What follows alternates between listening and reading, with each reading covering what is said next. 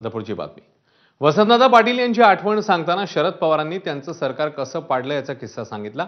वसंतदादा पाटलांनी सरकार आम्हीच पाडल्याचं सांगत पवारांनी त्यांच्या 10 वर्षांनी नेमकं काय घडलं हे सांगितलेलं आहे. 10 वर्षांनी वसंतदादांनी पुन्हा माझ्याकडे राज्याचं नेतृत्व देण्याचा निर्णय घेतला. गांधी नेहरूंचे विचार मजबूत करण्यासाठी वसंतदादा भूतकाळ विसरले आणि विचारांसाठी भूमिका घेतली असं पवार म्हणाले. पुण्यामधल्या एका कार्यक्रमात बोलताना शरद पवारांनी हे वक्तव्य केलंय. काँग्रेसमध्ये आम्ही होतो. काँग्रेस विभागली, इंदिरा काँग्रेस वेगळी झाली, स्वर्णसिंग काँग्रेस वेगळी झाली. आम्ही लोक स्वर्णसिंग काँग्रेस होते, चव्हाणसाहेब होते, आणखीन लोक होते. आणि निवडणूक झाली. निवडणुकीमध्ये स्पष्ट बहुमत मिळालं नाही. काँग्रेसला काही जागा, आम्हालाही काही जागा.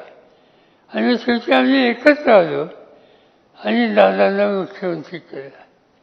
आम्हा लोकांचा, आम्हा तरुणांचा त्यावेळेला काँग्रेस आईवर राग असायचा. आम्ही सगळे यशवंतराव चव्हाणांच्या विचारात, आणि त्यामुळे आमच्यात एक अंतर होतं. दादा हे आम्हा लोकांचे नेते, पण त्याने शेवटी हे दोघंही एकत्र यावेत याचे प्रयत्न सुरू केले, आणि त्याला आम्हा लोकांचा विरोध होता. त्या विरोधामध्ये जे प्रमुख होते त्याच्यात मी होतो. परिणाम काय झाला, एक दिवशी आम्ही ठरवलं दादांचं सरकार घालवायचं, आणि दादांचं सरकार आम्ही लोकांनी घालवलं, आणि मी मुख्यमंत्री झालो. माझ्या हातात सत्ता आली. आणि सांगायचं कारण असं आहे की त्याच्यानंतर 10 वर्षाच्या नंतर आम्ही सगळे पुन्हा एकत्र आलो, आणि राज्याचा मुख्यमंत्री कोण करायचं याची बैठक होती. आणि त्या बैठकीमध्ये अनेक लोक होते. रामराव अधिक होते, शिवदेव निलंगेकर होते, आणखी अनेक उत्सुक होते. वसंतदादांनी ही बैठक बोलवली, आणि त्या बैठकीमध्ये अनेक नावांची चर्चा झाली.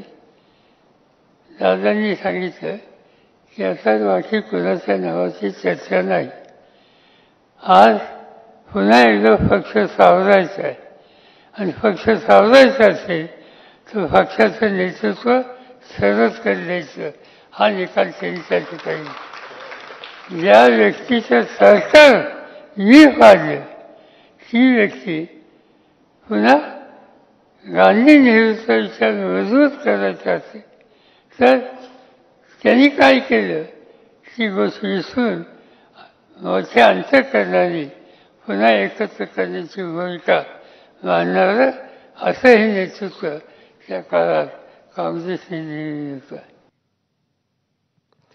यासोबत इकडे एक छोटासा ब्रेक, लगेच परत येतोय. पाहत राहा ABP माझा.